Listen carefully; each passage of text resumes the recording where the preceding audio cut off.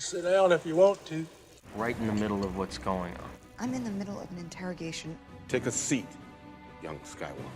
The middle children of history, man. Middle of the day, Alfred. Please, take a seat there. Right now, I'm in the middle of nowhere. Stop the middle, it's a base hit! Meeting in the middle. Slide. They fought for the freedom of Middle. The middle of The a war! Come on, freaking ridiculous! Why don't we have a seat and talk it over? No! Not the middle seat! Hello, everyone, and welcome to the Middle Seats Podcast, the best seat in the house for all things movies and entertainment. I'm your host, Andrew Auger, still alive and well, still breathing, still living life, and I'm very happy to be back with you here today. Let's meet the co-host for today. He's everyone's definition of fun in the sun, Mr. Nate Lungarini. Good to see you again, buddy. Hello, everybody. Good to see you guys, good to hear you guys, and I hope that you guys will appreciate the sounds of our voice in your earbuds again. It's been way too long. It's like being reunited with your long-lost love, hearing you again, Nate. Hey, watch it. That's my man over there. Speaking of that, he's as fun to hang out with as a bad sunburn on a 4th of July day. Mr. Jake Hensler, how are you? Actually not sunburn, so you can eat that. You look well, as you would say to an ex. Hey, I came to visit you recently. I know, and that was the best time, but that's when I realized, that we weren't working. So, I've moved on. Officially. Anyway, all jokes aside, it's very good to be back with you guys again. The Middle Seats is the best seat in the house for all things entertainment. If you have never listened to us before, which there is probably a very decent chance that you are just joining us for the first time, usually our show is divided into 3 segments. We usually open with some kind of playful banter, lobby talk it's called, where we talk about a topic of the day proposed by one of the members of the crew. Then we talk about the biggest news of the week, and then we move into a feature review. Since we've missed so many times, and I know our adoring fans, aka our mothers, have been waiting for us to get back on the bandwagon, we wanted to kind of do a little recap, because we all have been, life gets in the way sometimes, so we've been trying to get our set schedules, doing our best to kind of be adults, because we are out of college, we're trying to learn what to do. Nate got himself a fancy new apartment. Jake has been doing things, he's been effing S up. That was not meant to be. Even though life gets in the way, life also finds a way. Right. That was a good segue into what we're doing today, which is we've missed about 7 months of content. So why don't we recap the biggest movies we've missed? And we're going to start today with a triple review of the biggest movies that we've seen this summer: Avengers Infinity War, Incredibles 2, and Jurassic World Fallen Kingdom. So there's a lot on the tap here. Guys, I'm very happy to be back with you. I hope you guys are just as excited as I am. I know I've been talking a lot. How are you all doing? Fantastic. Ready to just dive right into it, Drew. Yeah, and I think I'm feeling like Nate, fine and dandy. It's time to catch up on the homework, boys. So, gentlemen, let's jump right into it. Let's move into our first review. I think we're going to start first in chronological order, and we're going to talk about my most anticipated movie of the entire year, Avengers Infinity War.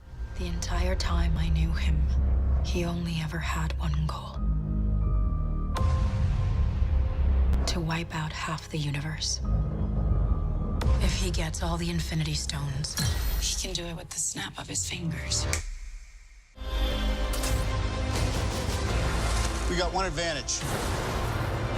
He's coming to us. Let's talk about this plan of yours. I think it's good, except it sucks. Perfectly balanced, as all things should be.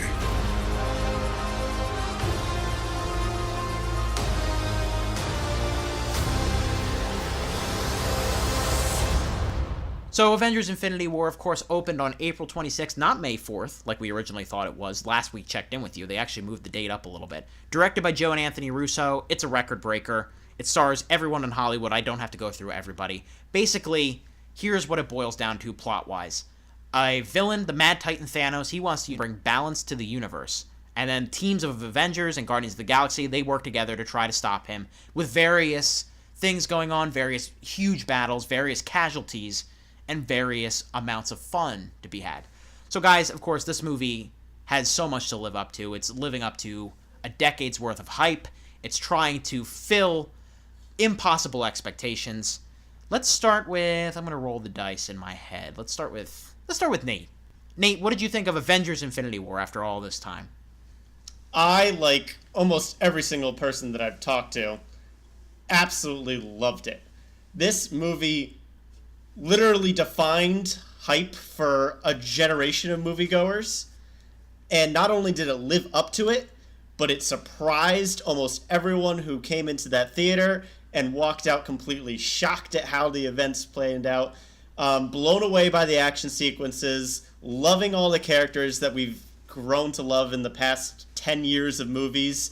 It just was the complete package and a real, true blockbuster. Yeah, I don't know if there's any movie to specifically compare this one to. It's the big thing that I took away coming out of it. You know, it's just, it's very unique in the history of film and in the history of blockbuster filmmaking. You know what I mean? There's no set film you can be like, Avengers Infinity War is like this. Absolutely. Jake, I know you're as big a fan as both of us. What did you think?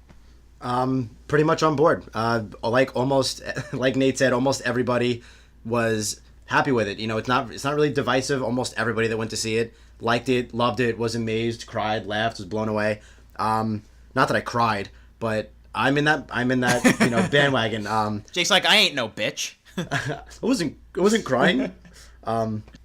No, I was super happy with it. I saw it twice. I was very happy with it both times. There's so many good things to say about it, and I guess with that we can get into details. Thor is officially the strongest Avenger. I don't care what anybody says. Thor is a badass. Thanos is also a badass. And I think we should talk about him first as far as details go, because he is the big end-all villain, and I think he was written really well, acted really well. I think everything surrounding him just worked really, really well. What do you guys think? So I think, you know, there's been so much publicized about Marvel's big villain problem, you know what I mean?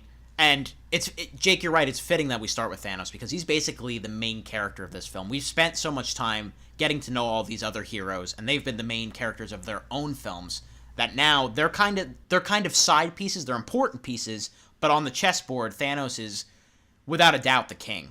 You know what I mean? He is the one that everything is revolving around. Everybody's reacting to what he's doing. And it needed to work, and they needed to make sure that it worked. And I thought Brolin nailed it. You know what I mean? He does a really good job of making this villain compelling, this genocidal maniac. He has these understandable, if not agreeable, motivations, which we'll get into more as we go on. General thoughts for me. I'm going to kind of echo everything that everybody else has said at this point. It's pretty much what you want. If this is your first Marvel movie, which it shouldn't be, it's kind of how? Yeah, you right, might exactly. be confused, but right, exactly. You're screwed. That's the only way to say it, really, because this movie is a big piece of a big picture, if that makes sense. It doesn't really work self-contained, but that's okay, because it's been building to this, and it's still building forward to the next pieces that are going to drop into place coming up soon. So certain character arcs are in the midst. Certain character arcs are starting here. Certain characters are wrapping up arcs. And, you know, that can be a little overwhelming in less capable hands besides Kevin Feige, besides the Russo brothers, behind Christopher Marcus and Stephen McFeely, who are the writers. As Thanos would say, it's all pretty perfectly balanced overall. It's funny. It's action-packed, as you would expect. And, yeah, it's just everything that you wanted it to be. You know what I mean? We've been so conditioned for disappointments that it's nice to have something that's not disappointing. Yeah, I actually think it's pretty amazing how it's almost... I do know one person who really did not like it, but almost everybody else I know was very happy with it, which is... Who the heck was that? This is the same kid that doesn't like Pulp Fiction that triggered you that one time. No, different person. Yeah, as far as like there's a lot of franchises that people look forward to, and they, you know, some of them are disappointing, some of them are just turning out This is probably the most hyped movie our generation has ever seen, and everybody walked out of the theater like unanimous, like, yeah, that was really good. That's remarkable. That doesn't happen, right? How amazing is that? Yeah. That's what 10 years of a franchise will do. It's so ingrained in pop culture, movie culture. I was literally speechless the entirety of the credits of this movie, and then as soon as I walked out of that theater, I wanted everyone to see it immediately so I could talk to everybody about how crazy this movie was. I know. I think I saw it a day or two after you guys. I saw it on the first Saturday it was out, and I was like, we're all in a group chat, and I was like, guys, if you need to talk about it, I get it. I'm gonna leave the group chat. Just let me know. Yeah, you have to go into Howard Hughes mode because this movie is almost impossible to talk about without spoiling. So I think we should make the pivot soon. Let's talk a little bit more general right now. But the way I like to liken it in my head is that Kevin Feige is the mad scientist pulling the strings behind the curtain. You know, Robert Downey Jr. might be his Igor. You know, he's helping him out, you know, recruiting people into the cast, starting up the tone of the franchise. And this is his Frankenstein's monster. You know what I mean?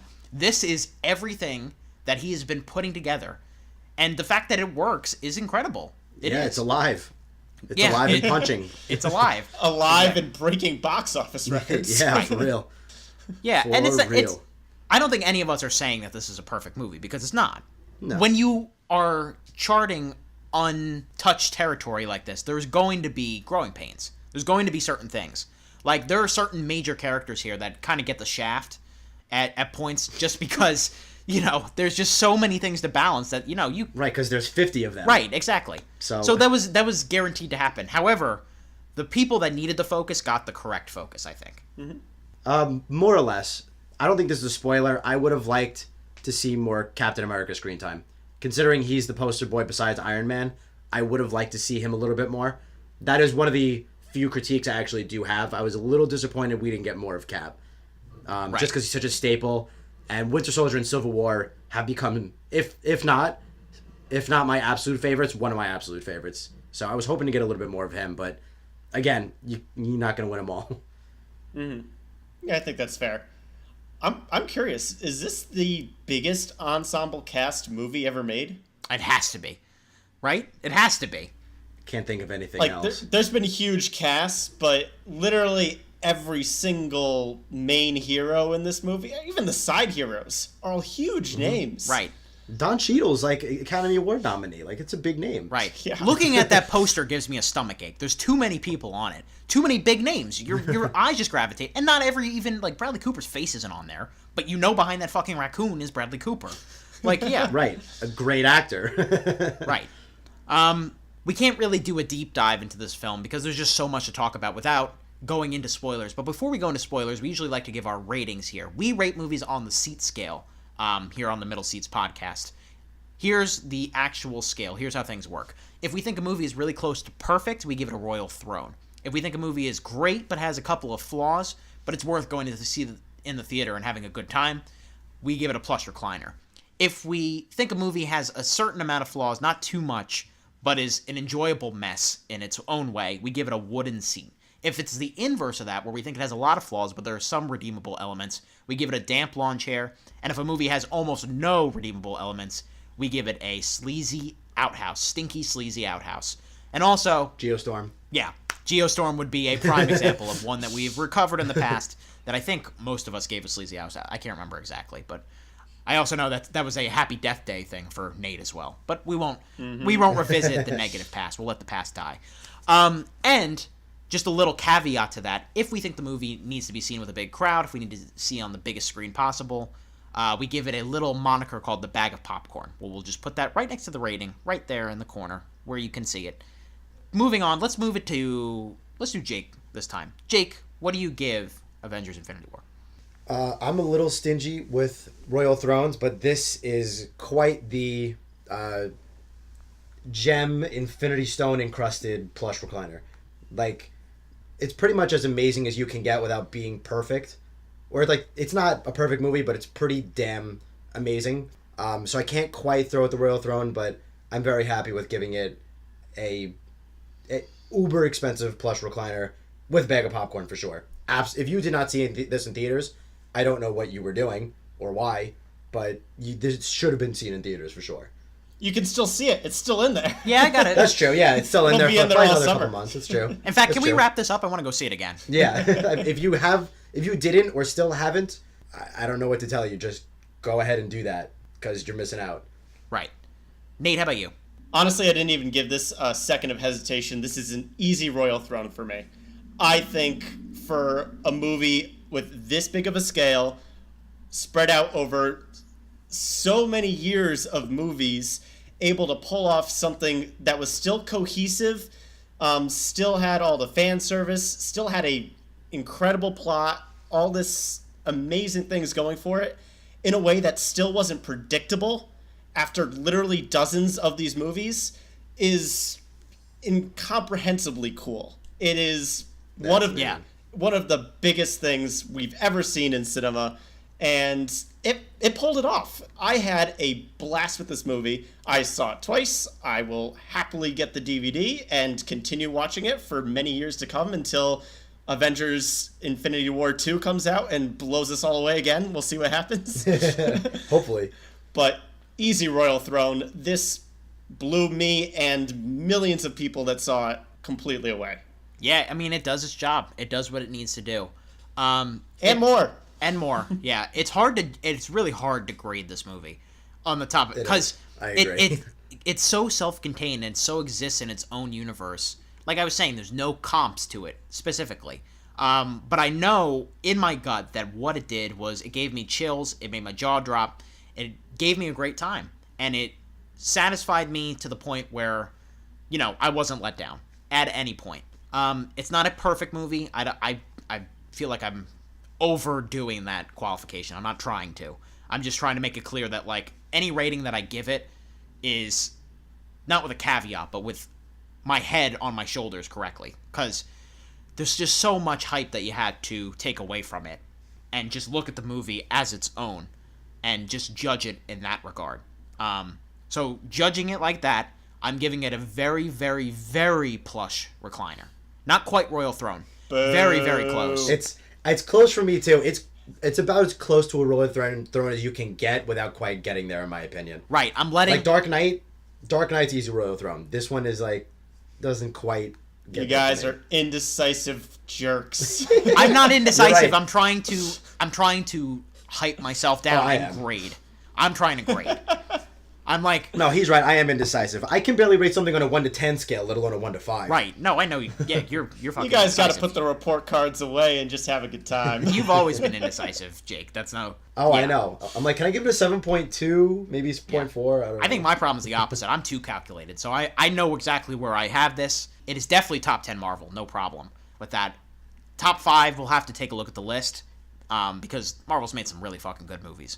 But yes, I would say Bag of Popcorn, of course. If you haven't seen this in the biggest audience possible, I had an absolute blast with my opening night audience. You won't get that now, obviously, but you can rectify that mistake when you see Avengers 4 next year. Speaking of Avengers 4, let's pivot into our spoiler section. If you have not seen Avengers Infinity War, what are you doing? If you have seen Avengers Infinity War, join us right now. Whoa! Oh, spoiler alert. Spoiler! Spoiler! Excuse me! Spoiler alert! So I think, when you're talking spoilers for a big movie like this, you have to start with who died. That's the thing everybody's talking about. That's the big, water cooler discussion. Like, oh my god, did you see how they killed so-and-so? So just running down the major characters that bit it in Avengers Infinity War. And this, I'm going to need to take a drink of water after this because there's so many. Pre the snap, as it's called, where Thanos snapped his fingers and half the universe disintegrated into oblivion. Loki, Heimdall, and Gamora, of course, tragically, in that heartbreaking father-daughter relationship. One of the strongest scenes in any Marvel movie, in my opinion, by the way. I would agree with that, too, just the escalation of certain things. So strong. But the snap takes out, in order of, not in order of importance, in order of me remembering, Black Panther, Falcon, Vision, Scarlet Witch, Bucky Barnes, Groot, Drax, Mantis, Star-Lord, Doctor Strange, Maria Hill, Nick Fury, and of course, Spider-Man. So I guess out of that list, what surprised us the most, I guess? I mean, it was just surprising that there were so many of them for me, personally. Yeah, I remember when they all started fading, I was like, oh my god, what's going on? And then it really hit me like, holy hell, this is like, really half of them are disappearing. But I think, obviously, everybody was tragic over Spider-Man, but I think the one that hit me the most pre-snap was Gamora. I was like, once she started talking about how like he can't get it because he didn't love anybody, I was like, shut up, shut up, shut up, shut up. Oh my god, this is happening. This is so sad. This is so real. This is so unlike Marvel. Oh my god, I love how well executed it is, but oh my god, I hated it so sad. I was blown away by how well they did that scene. Considering how happy Marvel is all the time, that really hit me hard. Yeah, I agree. Gamora's hit me hard, but what also hit me hard was Vision. Oh, yeah. Because you had that scene where Scarlet Witch is literally killing her lover to try to save the universe. And Thanos says, wow, that was cute. Brings him back to life just to kill him again. Yeah. That's true. That was the jaw-drop moment for me. Easy. Oh, my goodness. And then just the surprising deaths. Seeing Black Panther go, seeing Spider-Man go. When in the back of my head, like, oh my god, these are some of the most marketable characters in Marvel. How the heck are they killing them off? And in the moment, before you like sit and think about the financial decisions behind all this, in the moment, you're just blown away. And I would love to go back in time and rewatch this movie not knowing that information, just so I could feel that shock again. Yeah. That's something you can never, ever experience for a second time. Like, it felt like a cruel joke. Like, and then and you're right. Then you take a step back, you think about it, and you realize not only who exactly they killed are probably the future of the franchise, a lot of them.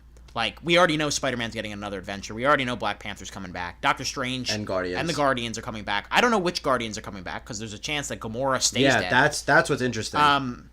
But you also take a step back and you're like, wait, the only people left pretty much are the original Avengers team. And you go, oh. There's a reason for this. Because the people that I thought got the biggest kind of push to the side in this one, the ones that I was like, that's kind of weird, they didn't focus on them a lot. I agree, Cap, he's my favorite. He gets an amazing introduction, but he doesn't really do much after that. Well, I mean, it's not that he doesn't do much. He doesn't get a lot to do, like, character-wise. Not a lot of screen time. Whereas, like, Tony, I feel like, was still progressing at points. But we don't get really a lot of Black Widow. She gets a great fight with Okoye against, I think her name's Proxima Midnight, or one of Thanos' children. Like that. Yeah. I forget if that's the exact one. But they get a great fight scene, but Black Widow doesn't get a chance to do a lot. Bruce Banner doesn't really get a chance to do a lot. He has, like, a mini arc, but they're not doing a lot with him. Hawkeye's not even in the fucking thing. The original Avengers are still here, so you have to figure Avengers 4 is about, that plays a huge role in it. There's a reason for everything that Marvel does. Oh, yeah. Aside from deaths, one of the things I also really want to talk about is the introduction. Because, my god, how do you introduce a villain better than walking over Asgardian bodies and pummeling the Hulk like he's, like, 10 years old? Yeah. Unbelievable. Oh, my goodness. That was the first jaw drop moment for me. When the Hulk goes at him, and he basically just punches him in the collarbone to retreat him, barrages him a little bit more, and then fireman carries him and like pile drives him to the ground. I was like, okay, well, he's unbeatable. That's it. It's everybody else loses. It's like if Jake walked up to Mike Tyson and tried to pick a fight. Right, yeah. It was that devastating. But worse. Oh, God. But worse. I was like, you could just end the movie here and just like roll credits. Yeah, he wins. That's it. Nobody can beat him. I did think it was kind of clever that they kind of made it like the Hulk's version of erectile dysfunction after that shit, where he's just like, because no, I'm not fighting right, Thanos. exactly. No. I'm not doing anything anymore. They established in Thor Ragnarok that Hulk is he's like a toddler at this point. He can speak, he can think for himself, but he's got the mental capacity of a 4 or 5-year-old. And that would make sense. He's a pouty toddler that's shy and doesn't want to come out now because he got his ass handed to him. Yeah, I agree. It was a great introduction. That opening scene, and following the demise of the Hulk, he kills Heimdall and Loki. I was like, what a fucking 10 minutes that was. And then it just got better. I was like, oh my, what is happening? It was brute force. It was great. Oh, amazing. I thought it was a fitting end for Loki too. I'm glad that it seems like this one is permanent. And I think it was a nice send off for Hiddleston as the character. You know what? He went down as a hero when it last came down to it. And I think it sets Thor on this great revenge arc throughout the film. He has the most complete character arc, I think, throughout the film.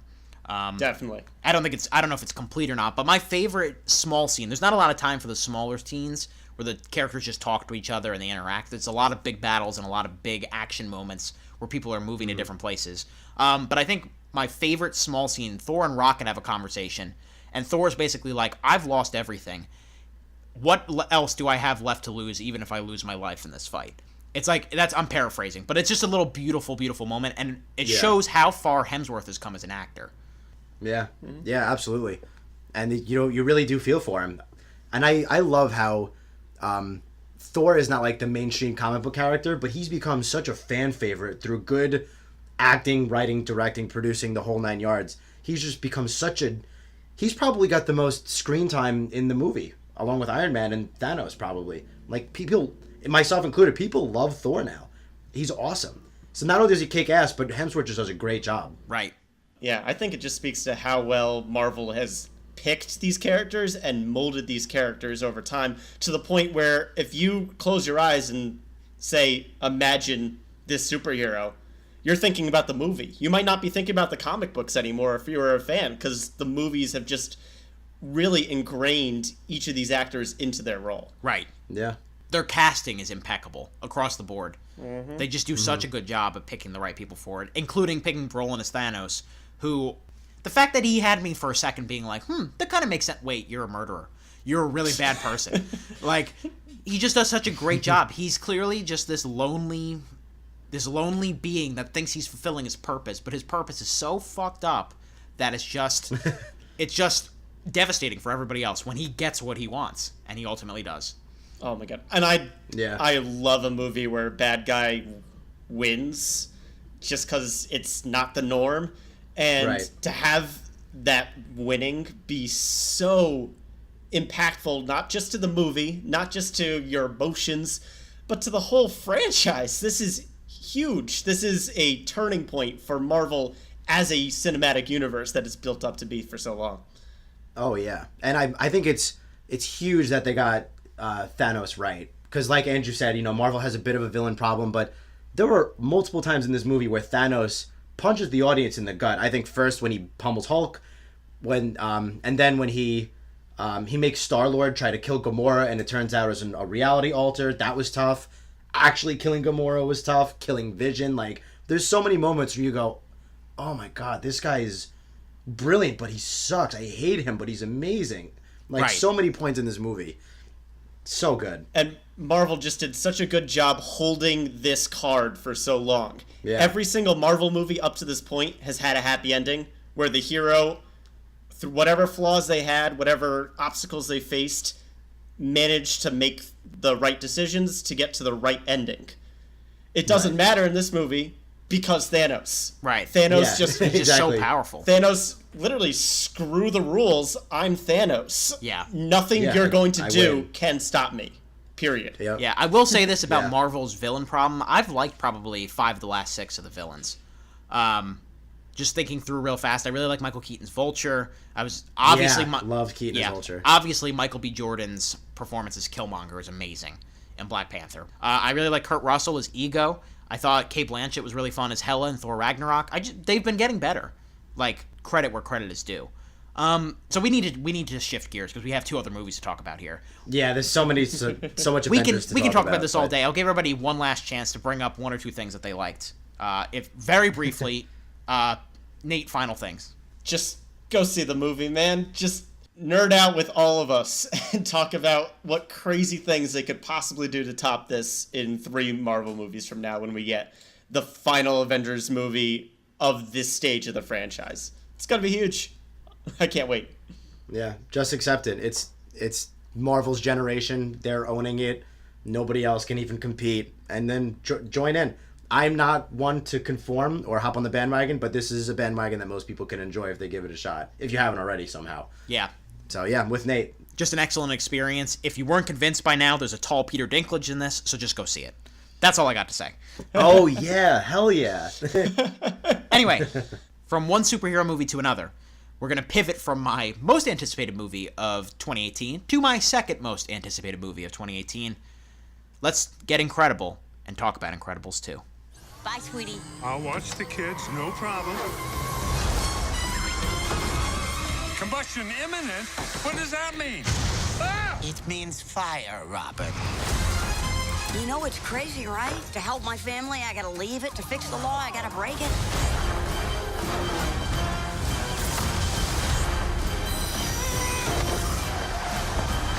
Suit up. It might get weird. I'll be there ASAP. Where you going ASAP? You better be back ASAP. 14 years in the making, Incredibles 2 is directed by Brad Bird. It is the sequel to 2004's The Incredibles. They kept the "the" on there. I don't know why they took the "the" off this time. The original Incredibles, in my opinion, it's one of my favorite movies of all time. It's definitely one of the best movies that Pixar's ever made in a lot of people's opinions. They've been craving the sequel. We've gotten 3 Cars movies in a time since the original Incredibles came out, so you knew it was time for this to come up. The film picks up right where the last one left off, where the Incredibles family is fighting the Underminer. He's causing chaos. The Pars are left without any money, and they run across 2 business people that want to make superheroes legal again. And their plan to do that is putting Elastigirl front and center with a camera on her body to kind of show the people what superheroes are all about and get away from the negative perception that have plagued them for so long, leaving Bob Parr at home to take care of the kids. So guys, kind of a bit of a role reversal from the first film. A lot on the line here. People have been waiting for this for a long time. Does it pay off? Jake Hensler, what did you think of Incredibles 2? Really good, really fun. Definitely worth seeing for pretty much anybody of all ages. But personally, nothing mind-blowing. Just another really good, really fun, rock-solid time with the movies. Big fan of the first one. Not blown away, but not disappointed by the second one. Good, happy with it. But yeah, nothing quite as mind-blowing like the first one, in my opinion. Nate, go ahead. I thought Incredibles 2 was really, really solid. The first one is pretty darn close to a masterpiece in terms of both a spy movie and a superhero movie. I think this one strays a little bit more on the superhero side of things, and that's not a bad thing, but it definitely has a different feel than the first one, in my opinion. But still thoroughly enjoyed it. Not as much as the first one, but that is not a detriment to this film on its own merit. I think it uses all the characters in new, exciting ways. It's entertaining as all heck. And I'll echo Jake's thoughts that literally anyone will enjoy this movie, whether you're a family, whether you're kids, whether you're old goons like us that just grew up on the first one. Whether you're 5 or 105, like, you're probably going to enjoy it to some extent. Mm-hmm. It's just an enthusiastic, really happy, fun, cool movie. Right. So I think I don't want to speak for everybody else, but I'm so high on the first one. It's one top 5 movies of all time. I kind of covered that early on. I think what sets it apart from other movies in this kind of genre is how it ably balances everything. Animation, humor, action, character, theme, story, all of that comes into this perfect storm of just an amazingly told story. The first film is all about, like, what makes a superhero, you know what I mean? Bob has to prove why he's worthy to be a person to go outside the law behind his family's back to protect people. He kind of does it selfishly, then he comes out of his midlife crisis and realizes the sacrifices he has to make for his family is the most important thing. That movie's really deep with doing that. This, I felt, and I really like this movie a lot, it does a really good job naturally progressing where the story goes. Whereas the first film's about, like, what makes a superhero. This is about, okay, we now know what makes a good superhero. Why should we trust them? It's all a matter of perspective. And this is kind of The Incredibles adapting to the modern superhero landscape. Because think about it, there's so many superhero movies that are like this now. This is The Incredibles' response to Batman v Superman and Captain America Civil War. It's all about, you know, okay, you can protect us, but are you doing the noble thing and being selfless? And I thought, again, it's balancing some really mature themes. It's a little messier than the first film, but it nails all the other stuff. Beautiful animation, amazing action set pieces, maybe the best of the summer. There's a couple of action scenes in here that I just, like, gripping my seat the whole time. Very funny, does a really good job with a very sitcom-esque plot. It's just great to see these characters again when it all boils down to everything. And I think it's awesome to see Elastigirl at the front, because we've had I mean, not to throw this comparison in again, but we've had like 3 Fantastic Four movies that could not get Mr. Fantastic right. And Brad Bird comes in, brushes the dust off his shoulders, straightens his tie, and goes, all right, we're going to make Elastigirl the forefront. She's going to kick ass, and I'm going to show you how it's done. And he does. Elastigirl really does kick ass. They all do in their own ways. They're all given good action. They all do well. But I also love how progressive these movies are in the sense that this is taking like, yeah, the woman can go out and do the jobs that men can, and men are okay to sit back at home and watch the family, like you know, so many households are becoming nowadays. They're both very progressive movies, and I've always liked that. But Elastigirl: The Forefront is really cool, and I think that works really well. And honestly, I think what they do with their powers in this one was so creative. There's this great motorcycle chase scene, and the things that the creators have decided to do with elastic powers in combination with like this parkour and this motorcycle scene, it's jaw-dropping. It's really, really fun. Mm-hmm. Yeah. What sets these movies apart from other superhero films is that these characters are so relatable in their own way. And it helps that they're a family. You know, they're going through issues that a lot of families are. They're tight on money. They have kind of an ADD kid. They have a baby to take care of. They have a angsty daughter. These are just things that, you know, they might be superheroes with superhero powers, but they deal with everyday issues. And I think the first movie, Nate, you're right. They take advantage of the powers a lot more in this one because the first movie is about them repressing that part of them. So sure. And it's a big. You're right. It's kind of a spy thrillery drama at points in that one. This one is a lot more fantastical. It allows them to go free, but it also doesn't lose why we love these characters. Is because they're so us. You know, everybody knows a Dash. Everybody knows a Violet. Everybody knows people married like Bob and Helen who clearly love each other, but may not have the most stable marriage, which I want to talk about later because we have to do a little couples therapy for Bob and Helen going forward. Kind of echoing my thoughts from Avengers Infinity War. I don't think it's perfect, and we can get into a little bit of the problems coming up here. But before we get into spoilers, let's do our ratings again. Let's start with you, Nate. What did you give The Incredibles 2? Incredibles 2 is a plush recliner for me. Definitely had a great time with it. Thoroughly enjoyed the movie. Definitely a bag of popcorn, too. It was just a lot of fun to see it in a full theater. Honestly, my only gripes is that this one just doesn't stick in my memory the same way. Like, the first one's humor has some of the most memeable lines in the history of animation. There's a whole bunch of great moments that just stick with you. Dash running on water in the first one. Where is my super suit? Oh, yeah. Great lines. Like, everything Edna Mode says is so quotable and so fun. I feel like this movie has some iterations, but they just don't reach the same peak. Maybe that's the nostalgia talking out of my mouth here. Maybe my taste is just a little bit more, like, nitpicky at this point. I don't know. But it just didn't feel as well put together as the first one did. And so it's a plush recliner, not a royal throne. Andrew and I have had talks like this when we were, you know, roommates back in college. And this is always a tough argument for me, because not that I had so many gripes with Incredibles 2 per se, because I don't. It's a really, really good movie. But it just doesn't have that extra oomph that the first one has that kind of makes you lose it. It's just, I don't have a whole lot of, you know, issues with it or nitpicky things per se. It's just missing that extra wow factor that the first one has, and that's kind of all I have to say. Like you said, plush recliner.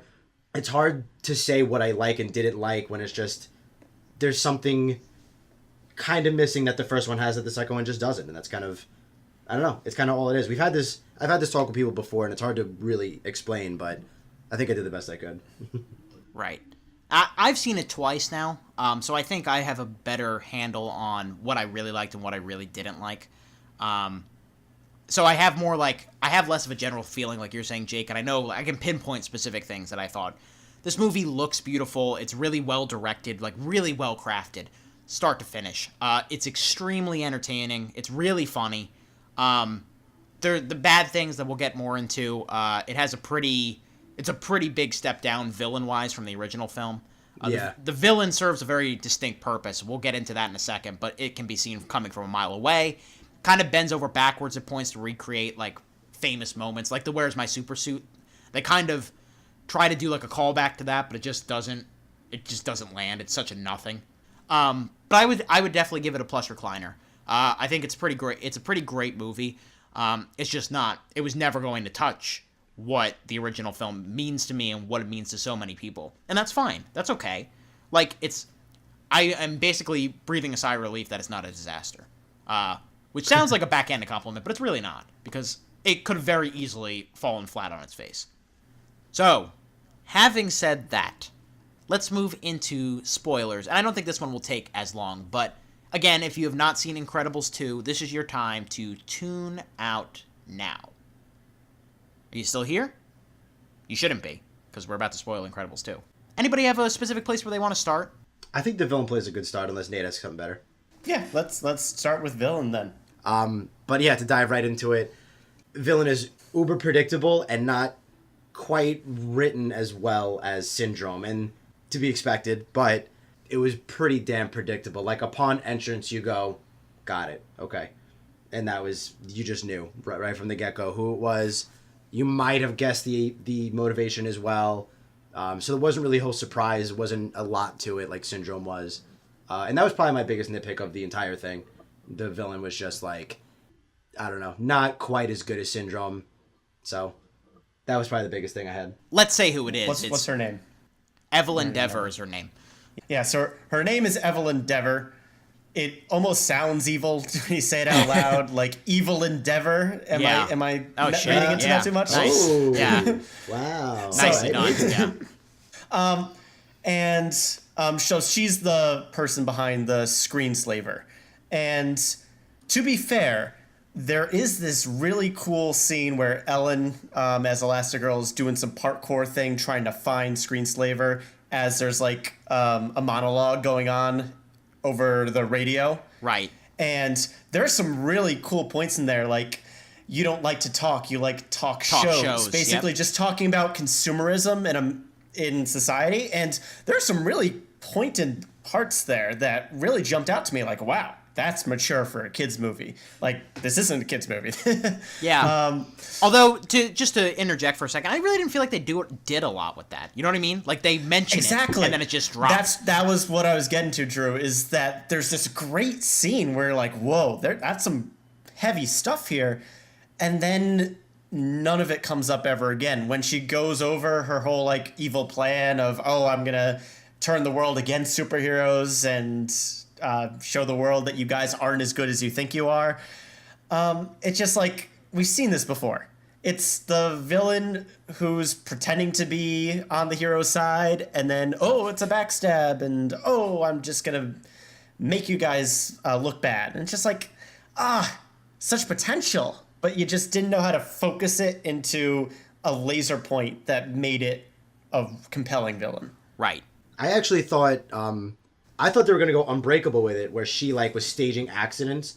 So I'm glad they didn't go that direct route, because I was like, come on, don't mimic Unbreakable. But like you said, we've seen that before, where, you know, they want to get rid of supers and yada yada. You know, the motivation's not exactly totally new like Syndrome's was. Yeah, well, I think I don't want to shortchange it, because, I mean, the motivation is pretty sound motivation. It's just not surprising. You know what I mean? They very much established that she blames superheroes for the death of her parents.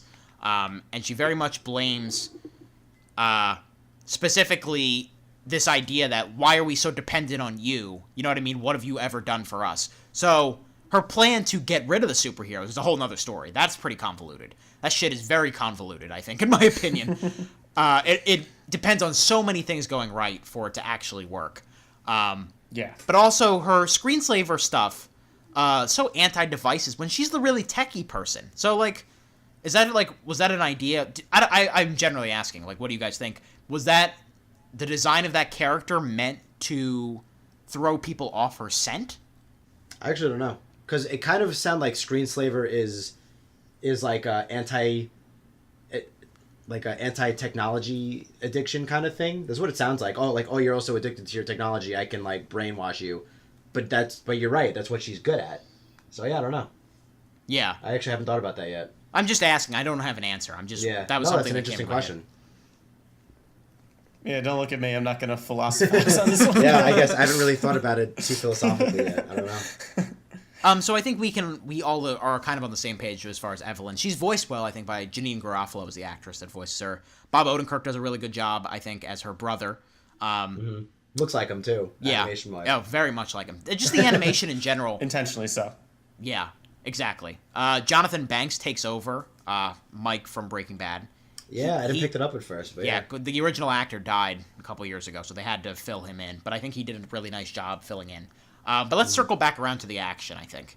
Because, man, what is it with superhero movie and train sequences? Because it always turns out pretty good. And that's obviously the standout sequence. But there's also some really cool action on a helicopter. There's a cool fight in the Screenslaver's lair where there's just like seizure lights that cause people to, they had to put a fucking warning in front of the movie because it's so seizure-y. Yeah. But one of the coolest and most original scenes that we've seen in a film in a while, let alone a superhero film. Right. My opinion. Really cool fight scene. I think my only gripe with all of this really cool action is that 90% of it, especially the memorable scenes, all involve Elastigirl. But in particular, Dash stands out to me as someone who really didn't get to use their powers in any creative way. Yeah, like Violet had some cool things where she can like throw her force fields around a little bit more. She's a lot more powerful in this one, as you would expect. Yes. Yeah. Super strength is kind of what it is. They do some funny things with that, but not necessarily like cool action scenes. Jack, we can go into him in a minute. I was gonna say we didn't even mention my favorite action scene. Yeah, we'll get there. But Dash didn't really get to run. His main power, I saw this, I can't take credit for this comment, but his main power seemed to be more like pushing buttons. Because you had the yacht scene, you had the car scene, you had the house. Like, he pushed more buttons than he ran fast in this movie, and that's a shame. Mm-hmm. Yeah. Yeah, I remember thinking that too. Dash got a little shortchanged in this one. Yeah, but to be fair, Violet kind of got shortchanged in the first one. I think my favorite person's powers, Void, one of the other heroes that gets brought onto the team once Elastigirl starts to gain traction in the public. She's voiced by Sophia Bush. She's kind of got like a Kristen Stewart-y thing to her, but her power is to create portals to different areas, and they use that to really great effect, especially in that scene where Evelyn and Elastigirl are falling from the helicopter. Like, I thought that was really effectively done there. Yeah, it was great. Just like the video game. It was really thinking of portals. I loved it. Yeah, it was very portals, yeah. So yeah, let's pivot into Jack here. Yes, please. Because as useless as Jack, I'm sorry, I love the kid, but he was useless in the original. He didn't do anything, really. And that's fine. No. But in this one, we find out he doesn't have just one or two powers. He has at least 24 different things he can do. Yeah, something like that. What an absolute nightmare for parents. But so funny. They played pretty much every scene with Jack turned out to be a solid couple laughs or so. Like, almost every time. And I think that was really smart. Just giving him a barrage of powers to the point where, like, he's unparentable, untamable, unstoppable, until you kind of just get a good handle on him, bring him to Edna, yada yada. Like, when you first find out that he has all these powers, it's just, holy hell. And you could see it all over Bob Parr's face. Great animation, directing, the whole 9 yards. And the scenes with him and Edna are probably the highlights of the movie, comedic-wise, for me. Mm-hmm. Like, it was the perfect mix of two incredibly different characters, but probably the most memeable characters of this movie. Right. Like, Jack going up to Edna and, like, transforming into her face, and then mimicking her mannerisms when, like, signing into her secret lab. Yeah. That is hands down the most golden point of comedy in the entire movie. I loved it. See, I would go with when he kicks the shit out of that raccoon. That raccoon starts as such a punk, and by the end of it, he's basically Jack's bitch. Like, yeah, like running. He's just like the cowboy music leading into that fight just sold it right off the bat, and then it just got better and better and better. I also got a big kick of how awful a father Bob is at points. Like, him just losing grip of his sanity, and you just see, like, the bags on his eyes. Like, he looks like a fucking psychopath at a point. My favorite of his... After, like, a week. my favorite of his horrible decisions is when he finds out where Tony Reidinger works, and he takes them to the restaurant. Like, that'll be what fixes it. This is delicious water. That was gold! That was gold! Because that's totally how every dad handles their daughter having a crush like that. Yeah, that was very perfect. funny.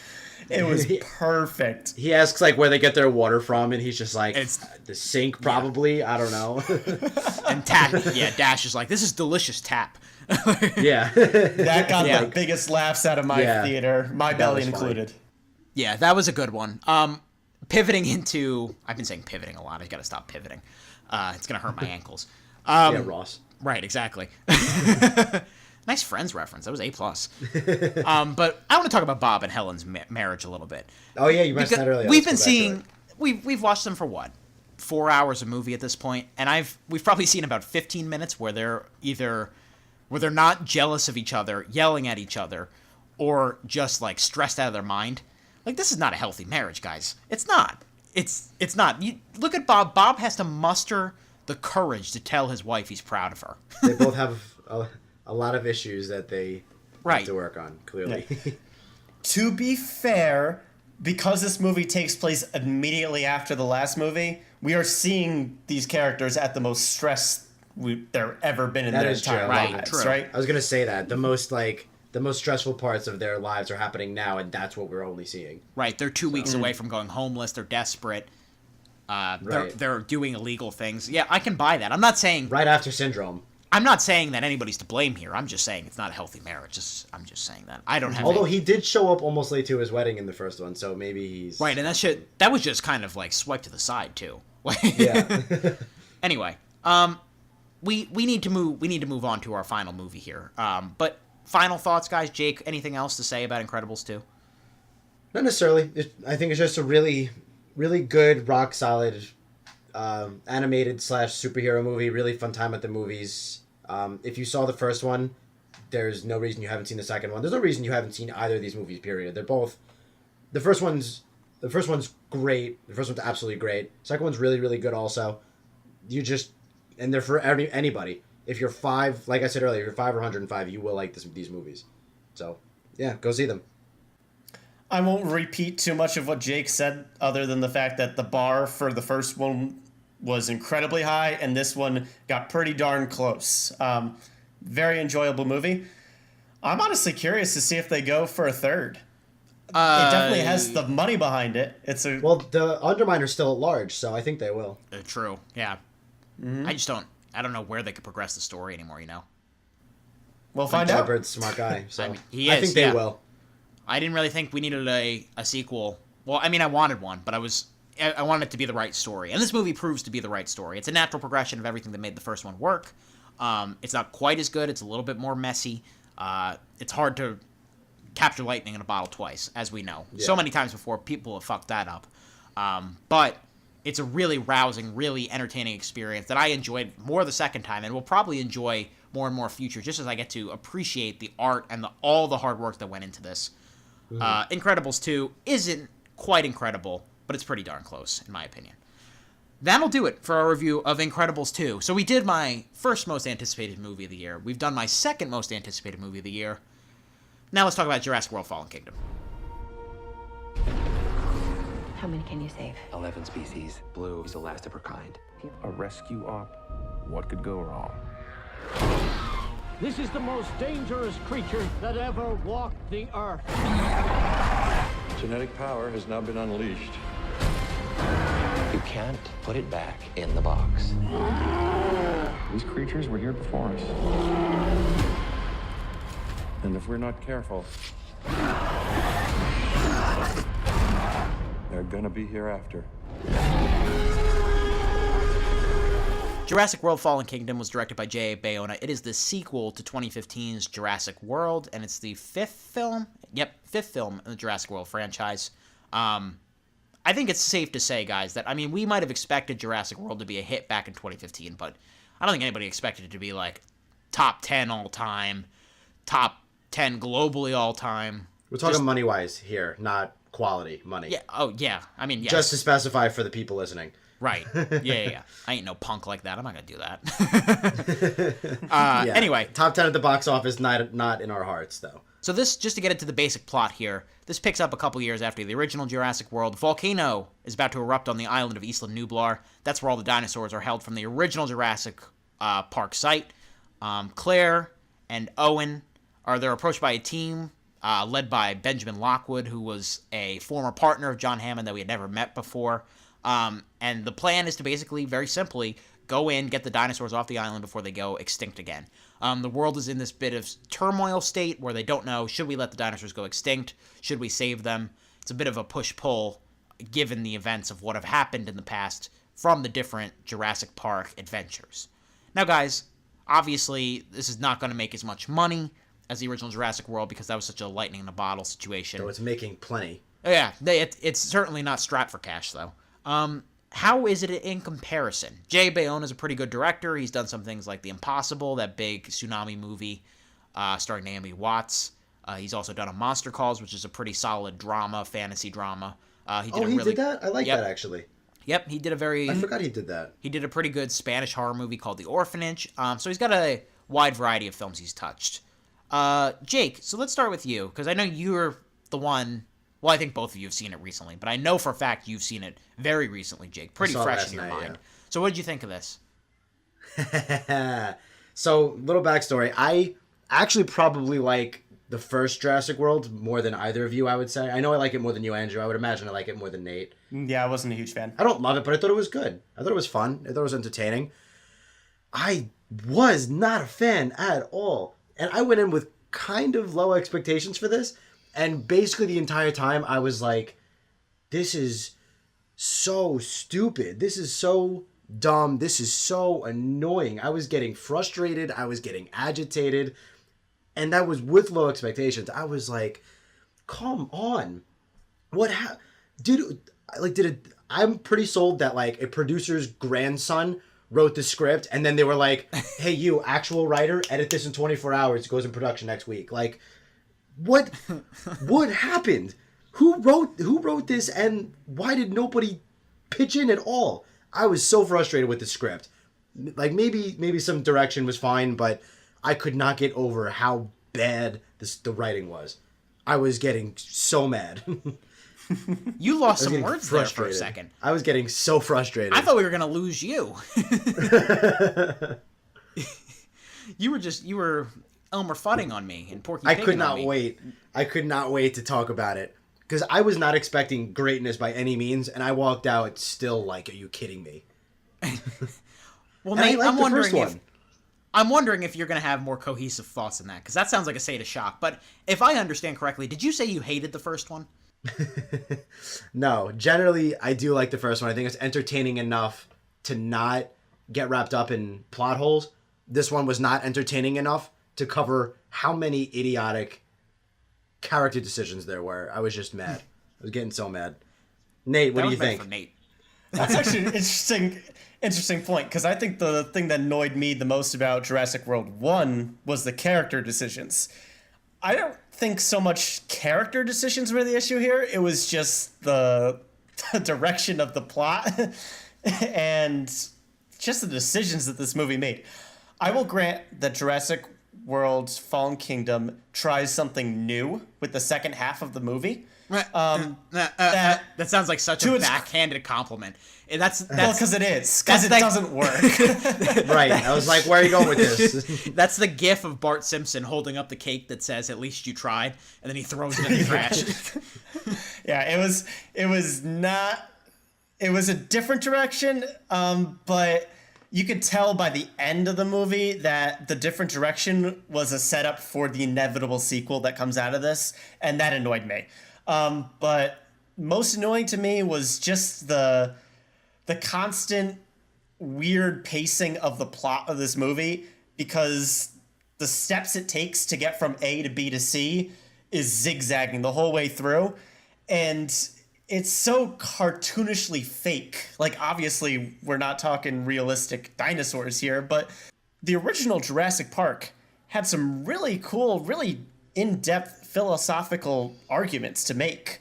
And the sequels of that original movie kind of expanded on that in different ways.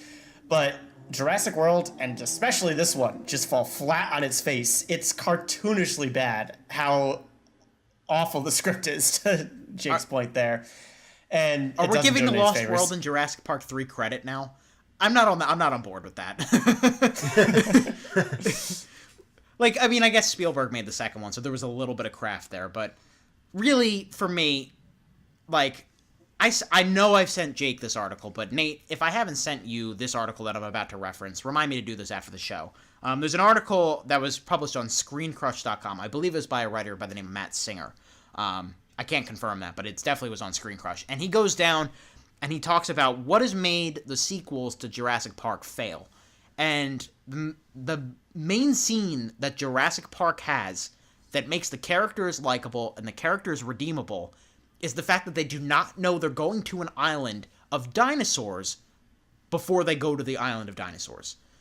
Every other decision that any character has made at any point has either been motivated by some kind of stupid plot contrivance, greed, so an unlikable character trait, or just stupidity. There are a couple of good directed moments in Jurassic World Fallen Kingdom, but Jake, you're absolutely right. The script is irredeemable. From start to finish, I agree with both of you. I just think there's some major plot problems here. It just kind of plods along aimlessly. Like you said, Nate, with nothing to say, really. But I disagree. I think the character decisions in this one are almost as bad as the first one, if not worse. I think worse. There's a couple in the first one where you go like, ugh, idiot. But kind of whatever. This one, I feel like it's like every 5 minutes somebody says or does something stupid. Right. Like every 5 to 10 minutes. I'm like, what are you what? Yeah. So, like, they're making stupid decisions, but even at the core of what these characters are, some of the things that they set up here don't make sense. Like, they just straight up do not connect for me. Like, this is a minor spoiler. It's part of the setup. But we first reconnect with Claire, and she's now part of a dinosaur activist group. She's part of a dinosaur activist group. From that moment, that does not connect with me. Because this woman barely survived a awful ordeal, a traumatizing ordeal on this park. And now she wants to save these animals? Like, but even that does not connect for me. She didn't care about them in the first movie. Her first thing was running an operational park, right? Not about the dinosaurs. She talks about assets. Right. She called them assets, and that was Chris Pratt's issue. That right. She just kept calling them assets and not living creatures. She even puts the brand on the Indominus Rex. Remember, she calls it the Verizon Wireless Indominus Rex? Yeah, she doesn't give a shit about these things. So right off the bat, I'm like, this is not the same character we met. Like, this is not even consistent different character, but okay. Right. And then just from there, it just kept snowballing for me. And my other thing was, like I get this is a dinosaur running amok kind of movie, so you need action, you need tension. One, I didn't think we got much, but regardless, it didn't happen organically. They made characters do idiotic things so action could happen, and that made it even worse. I'm like, so not only is your action not great, you're forcing it with stupid decisions that people would not make anyway. I could not jump on board with so many things. Like, you need dinosaurs to eat people for this movie, I get it, but make it organically, not because someone decides to do something stupid. Stop it. We're coming up on 2020. We need to be smarter about these things. Oh, man, this is definitely a roller coaster of a Middle Seats podcast, everybody. We have unanimous praise followed by angry Jake and angry rest of us here. This is awesome. It's like The Descent, like we've been taking shots in between the breaks. I know, I'm feeling a buzz coming up on drunk. This whole thing is fucking cartoonish. From straight down to the laughably bad villains here. And the worst part of it for me is that all this is happening, and it's just for the most of it, it's very boring. I didn't think it was exciting at all. Right. Like, we're not very exciting. Like, I talked to a couple of friends who had seen it before me, and before I had seen it, they said, like, yeah, the plot's nothing special, but it's so entertaining, I was fine. And I'm like, all right, that's something. I did not get that at all. I was not very entertained for the most part. Which, for me, in a Jurassic World movie, bruh. What are you doing? You're done goofed. Oh my god, I want to get spoilers. Yeah, so if we're done, I'm happy to go spoilers and rip this thing apart. He's ready. This is the most I've seen Jake ready to move on to spoilers, I think, ever. I don't know. It's pretty close. But yeah, there's not a lot more we can say because we're just going to be kind of treading water and going around in circles. But I will say this. It sounds like those friends of yours, and it sounds like a lot of the nation is very much content with just seeing dinosaurs. Like, okay, fine, whatever. Watch the original Jurassic Park. T-Rex roared, yay! Like, no! Give me something more than that. Yeah. Jake, you're on a roll. Why don't you start with ratings? Okay. As much as I'm ripping on this movie, I don't quite hate it. Like, I hated Geostorm. I hated the recent 50 Shades movie. I don't quite reach a level of hatred. It's a frustration. It's not a hatred. This is like a soaked in mud lawn chair. Not quite an outhouse. But, like, this is a disgusting lawn chair that you wouldn't sit in unless you were pushed into. I'm not a fan. Wow. But I don't quite reach Oh, my God. I was mad at this movie. I was not feeling it at all. Like, for me, this is another damp lawn chair. I wouldn't go so quite as covered in mud. Just a standard damp lawn chair for me. It's definitely competently directed. The shots are interesting. There's some fun camera movement to at least keep that technical side definitely passable. Honestly, even well for a lot of the movie. It's just you can't sell a movie just on camera work. It needs to have the plot and the characters to back it up. This one has neither. Yeah, I'm assuming if you guys are giving a damp lawn chair, no bag of popcorns either, right? No, I don't think the effects are anything mind-blowing either. You don't have to see this in theaters. Right. And let me save you some time if you are on the fence about this one. The best, quote-unquote, most interesting parts of this movie are in the trailer. Like, watch the 2 trailers that were released, and you're good. Like, you've covered everything, including the entirety of Jeff Goldblum's performance.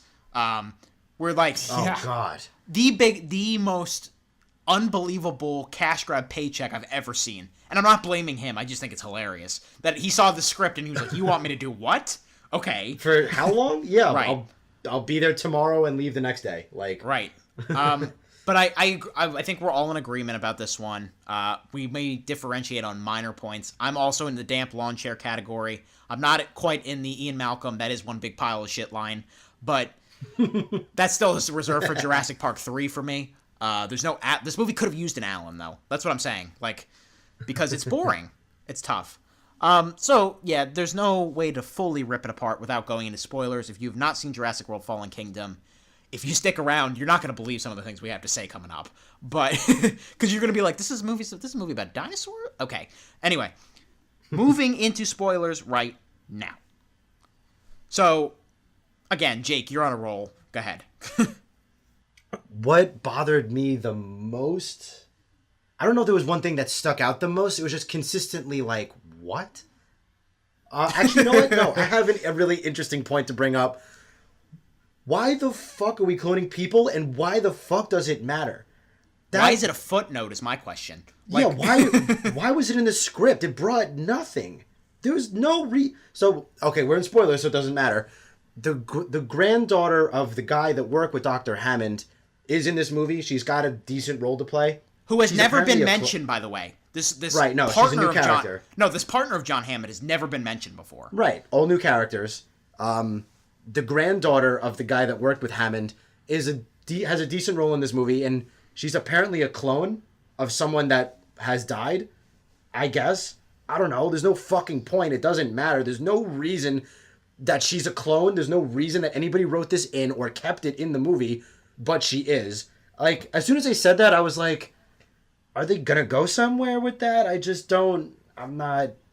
And they really don't. The only thing that they tie it back to could have been done away with anyway. So right. That really blew me out of the water. I did not understand why that was left in. Yeah, she exists to validate that terrible decision they make at the end. Right. Yeah. But you could just say, "Oh no, they're living creatures. Set them free," and get the same thing. No reason she's cloned at all. There's no reason. They're alive like me. I was like, baffled get the fuck out of here. Like, go ahead, Nate. Yeah, Nate, what's your biggest issue? I want to hear yours. Well, I want to just go a little bit more broad just to get people on the same page here. This movie becomes a completely different movie halfway through because it essentially becomes a Monster House movie. Right. Because the Indoraptor or Ingo, I don't know. Indoraptor, yeah. Is chasing them throughout the house, and they got to get away from the monster and avoid all the other dinosaurs and all that stuff. And it's kind of just like taking the horror themes from the original movies and just putting it in a new location, which is interesting. It's a little different. But it just felt like such a step back for me. This was another case of a super hybrid dinosaur that they made, which was the whole point of the last movie too. Except the only special thing about this one is if you pointed a laser at it, at something with a gun, the raptor would go after it. Right. A, why not just shoot the person you're aiming at with the gun? Right. So I was thinking that too. Like, this is a waste of money. Yeah, I was like, so instead of sniping it, you're sending a big raptor. Oh, all right. Sure. Yeah. B, why is this one-of-a-kind dinosaur only worth $20 million? Right, yeah. Yeah, that's like petty cash for Downey Jr. Yeah, why, like... LeBron James just got a deal for double that. Why is this $1 billion project being watched by like 2 security guards that an 8 to 9 year old girl can hack into the place where this dinosaur is being held? Okay, but then I think the biggest problem of all is that this dinosaur is literally a step backward from the dinosaur we saw in the last movie. Right. The last one was much more intelligent, had camouflage, had all these weird cool powers going along with it, and this is just a big raptor. I actually didn't even think about that. You're right. Right. Like, it is such a step backwards for the series, let alone the movie itself. It's just boring. We've seen it before. Do something new. Oh, God. I forgot about the predator powers that the Indomitosaurus Rex had. Yeah. Yeah, it had like little like flying discs, like ninja discs and stuff too. Right, exactly. What, yeah. But yeah, I even right from the beginning, like the opening scene, I was like, oh, Jesus Christ, here we go. Because there's like 3 guys on this uninhabited island of dinosaurs trying to fetch some DNA. Just like there's like 4 or 5 of them. Right. Immediately dumb. Immediately you're all idiots. And then these guys in a helicopter waiting to take off are yelling at this other guy about something, and he goes, "What? What? I can't hear you. I can't signal the other guys. Go to the hell. You're on an island of dinosaurs. Why are you alone? Why are you questioning it? Why are you not at the helicopter? Why? Just go." And so right from the get-go, I'm like, if this is the kind of movie I'm in for, fuck. Why do you not have walkie-talkies? Why do you not have a walkie-talkie?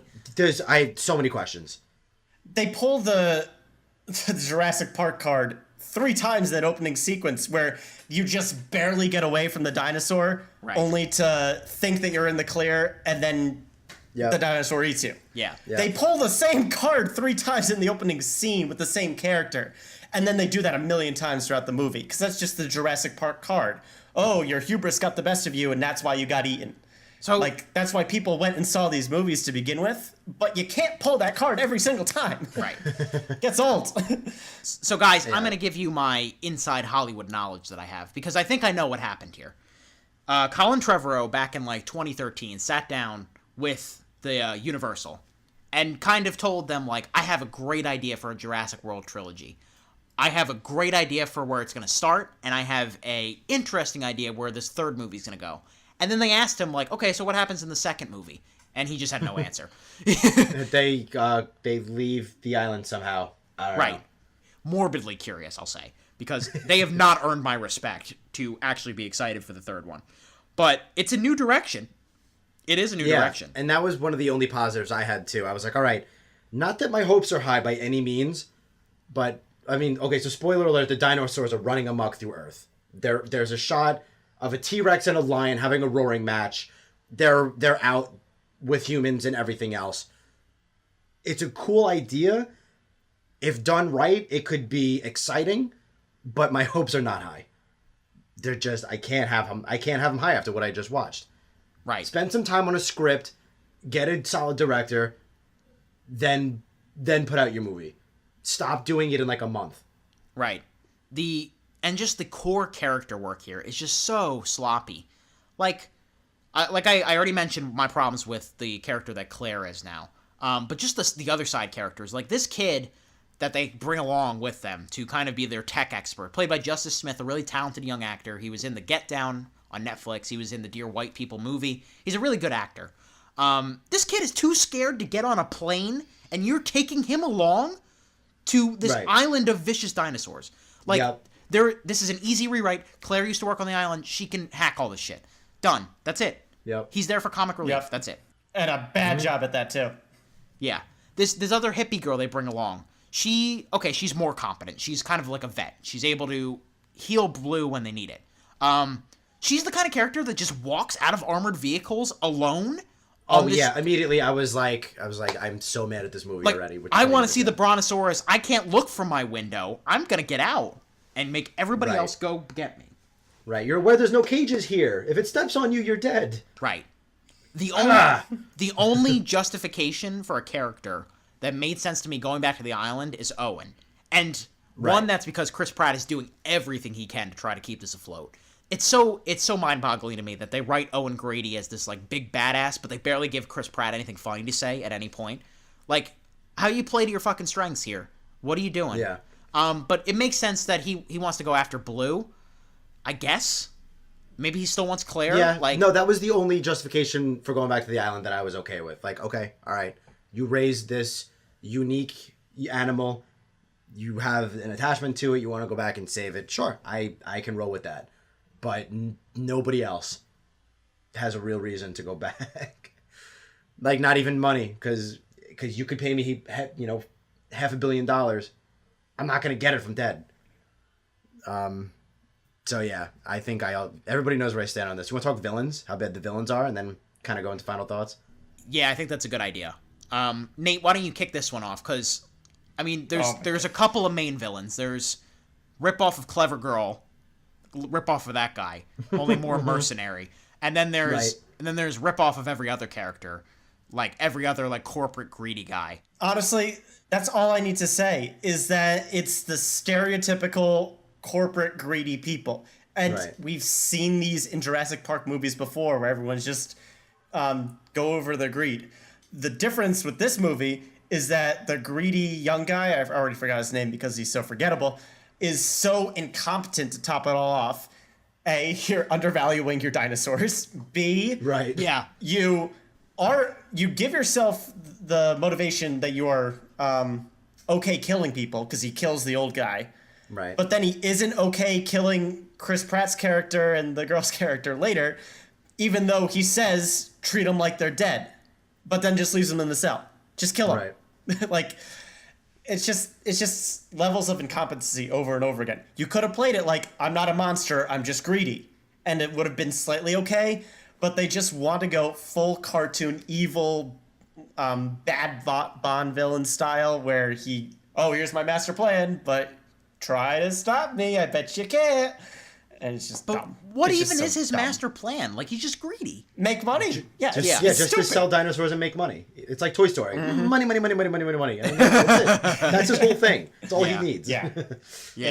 That's his character boiled down. It's just, from the moment he walks on screen, you're like, okay, well, you're the bad guy. Like, and go, right. Here we go. Yep, exactly. Like, it's worse than Incredibles 2 situation, which we got into earlier. It's way worse than that. Like, it makes that look like the big Tyler Durden reveal at the end of Fight Club as far as twist goes. Like, I think we're all exhausted. I couldn't believe how much I actually disliked this movie. I went in with low expectations and I still walked out. And people were clapping. Credits rolled and people were like, wow. And I had the same reaction, but with a different tone. Wow. Really? I'm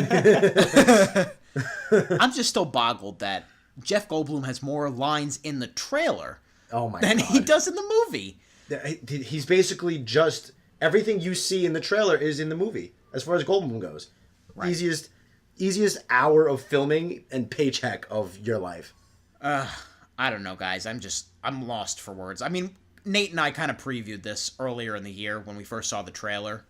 We were kind of down on it. I think, Jake, you were trying to protect it. I was hoping, because I was like, it had a slightly like tense thriller feel, and I was like, that could be cool.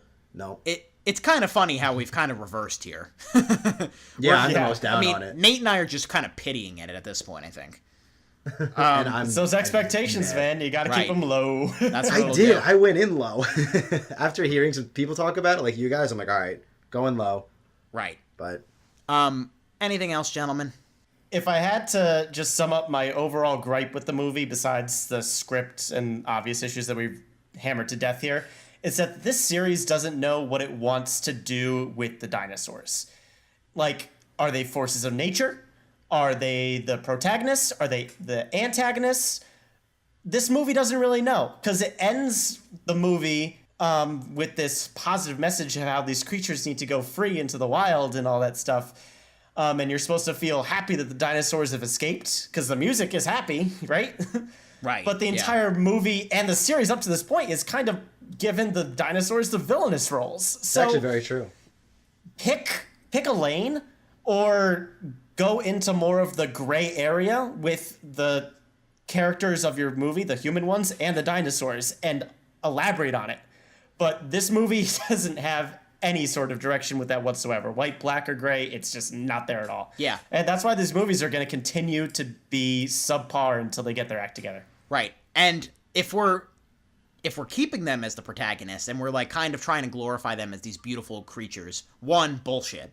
Two, let's look at the end of this movie where the raptor's running in towards the city. Let's cut to the next scene where he's eating children. Like, don't leave that part out. That's what's going to happen next. Like, no, there's no sympathizing with these things, in my opinion. Nate, that's a great point. Yeah, I mean, because you're right. Like saving them and releasing them was yay, and then 5 minutes later, when the Velociraptor is overlooking a big neighborhood, you go, uh-oh, it's a lot of gray. Or even like the giant water dinosaur about to eat a surfer, floating along with surfers. Yeah, you're absolutely right. It's a lot of gray. It's a lot of gray area, which I guess they can frame as a moral dilemma, but no, you just don't know how to write a script. So. Those are my final thoughts. I'm good. I think I said plenty. This is a phrase I like to use, and I'm sure it's not the last time I'm going to use it on this show, but this movie kind of represents everything wrong with, like, blockbusters. It's noisy. Mm-hmm. It's noisy but kind of boring. It's plotless and stupid, but yet has too much plot. The characters are, like, way over the top and stupid. They don't, like, act naturally.